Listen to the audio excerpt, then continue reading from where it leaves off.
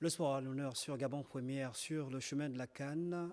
Total Énergie 2025. Installez-vous confortablement. Bonsoir, bienvenue à toutes et à tous. Entre ambition et rivalité, chaque équipe engagée pour la Cannes souhaite enregistrer de bons résultats. Et ce soir, nous allons explorer le groupe C, composé bien sûr du Nigeria, la Tunisie, la Tanzanie et l'Ouganda. On fait le point avec Lionel Neliongema et Gaius Mbele-Ovono. La poule C de la CAN 2025 réunit 4 nations. Le Nigeria, la Tunisie, la Tanzanie et l'Ouganda. Le Nigeria, vice-champion d'Afrique en titre, arrive avec de solides repères. Lors de la dernière édition, les Super Eagles avaient échoué en finale face à une équipe de Côte d'Ivoire miraculée. Dans cette poule, il se présente comme le grandissime favori au regard de son effectif, de son histoire avec les phases de poule de la compétition. 9 points pris sur 9 en 2021, 7 sur 9 en 2023. Il reste également sur 8 matchs de poule consécutifs avec au moins un but marqué. Néanmoins, la bande à William Trostekong doit garder un œil sur la Tunisie. Les Aigles de Carthage se présentent comme une référence continentale.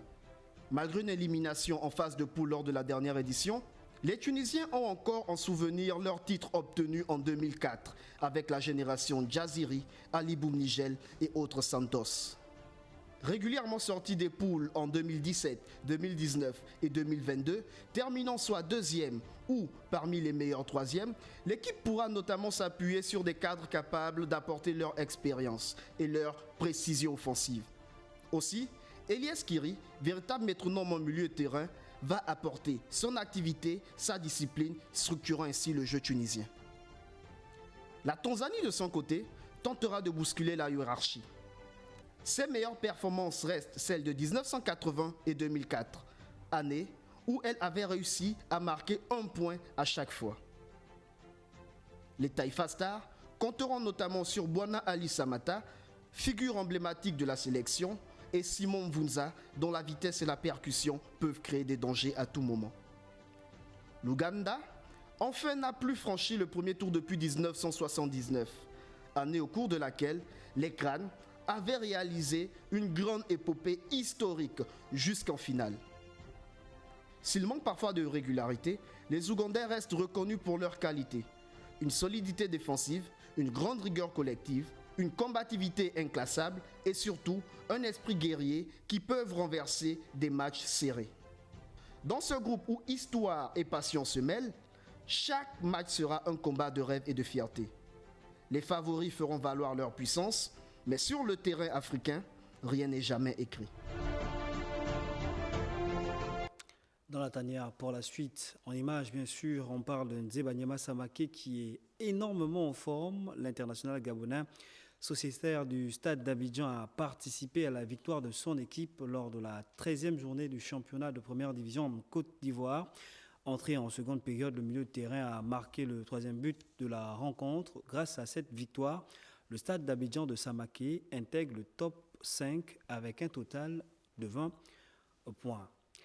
Être un modèle, c'est partager son expérience, toujours dans la tanière, mais cette fois-ci avec un autre joueur, puisqu'on parle de cette information en rapport avec Bruno Ekwele Manga, accompagné de plusieurs joueurs africains. Le capi de la sélection gabonaise a exposé les grandes lignes de son parcours lors du CAF Diaspora Tour du côté de Paris en France, un événement riche en émotions qui aura permis à Bruno Ekwele Manga de partager, bien sûr, avec le public toutes les anecdotes en rapport avec sa carrière. Celui qui se fait désormais appeler Paul Biya continue d'impressionner et continue de se positionner sur la scène internationale. Et puis, d'une panthère à une autre, on parle cette fois-ci de Pierre-Emerick Aubameyang qui poursuit sa lancée en forme depuis le début de la saison. L'international gabonais est très impliqué donc dans le dispositif de l'équipe de l'Olympique de Marseille sur le plan bien sûr offensif. La Panthère est d'ailleurs le meilleur passeur du championnat français de première division. On rappelle également qu'en plus de ses 5 passes décisives, Auba, depuis le début de la saison, est impressionnant et il a d'ailleurs été primé en tant que meilleur joueur du mois du côté de Marseille. Pour la suite, on parle d'un sujet en rapport avec le 12e homme. Il s'agit bien sûr de cette poussée d'adrénaline venue du public pour pousser les joueurs au résultat. Nous sommes allés du côté du 5e arrondissement de la capitale gabonaise et on a croisé de ce côté les panternautes. On vous propose cet élément.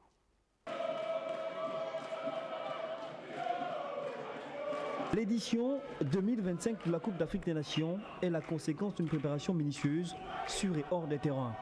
À côté de l'équipe nationale, un acteur majeur, le 12e homme, en pleine préparation et donc disposé à jouer sa partition. On essaie de préparer toutes les chansons qui seront en vue lors de la CAN au Maroc. Mais là, on a démarré la préparation plutôt pour la compétition Fanion de l'Afrique, qui est la Coupe d'Afrique.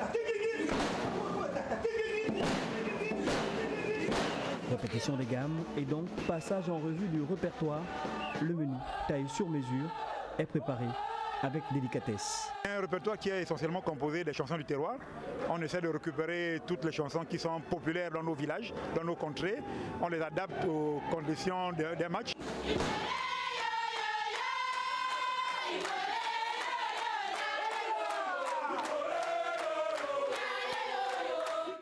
Parce qu'il y a des chansons qui ne peuvent pas nous coller.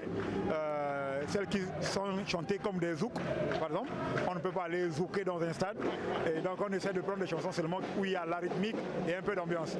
Et très souvent, on les modifie pour qu'elles tiennent en compte les paramètres des matchs de football. Mais la voix des supporters, c'est en plus de la préparation, l'utilisation d'un matériel adéquat. Il faut donner de la voix, mais surtout, trouver le rythme. Essentiellement les tam-tams traditionnels.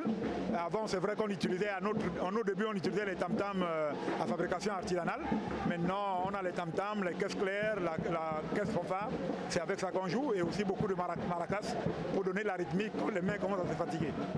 Unis derrière les Panthères pour la CAN, l'appel à une mobilisation sans faille pour pousser au résultat une équipe qui pourra compter sur son public. Nous préparons un départ pour le Maroc où un noyau de panternautes devront faire le déplacement pour Casablanca avec l'espoir de retrouver la communauté gabonaise du Maroc déjà bien au point. J'avais pris attache avec les principaux groupes de supporters à Casablanca et depuis juin on est resté en contact, donc on se donne des nouvelles de temps en temps. Nous avons des réunions périodiques. L'objectif de ces réunions c'est d'affiner notre stratégie, comment nous devons travailler ensemble. Donc ils savent que lorsque la CAN arrivera, le groupe qui viendra de Libreville sera entouré par les 6000 Gabonais résidant au Maroc et ensemble on va essayer d'apporter de la voix. Ce que nous faisons aujourd'hui c'est d'enregistrer le maximum de chansons que nous avons, que nous transmettons à ces jeunes frères. Ça permet de prendre le rythme des chansons pour que quand on arrive, ils ne seront plus perdus. La CAN au Maroc se fera avec le soutien indéfectible du 12e homme, incarné par les panternautes, ce groupe de supporters qui compte s'appuyer sur la forte communauté gabonaise.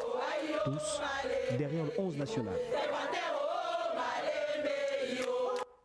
Les supporters ont la particularité de pousser le joueur donc au résultat et donc on va suivre avec beaucoup d'attention l'évolution des panternautes.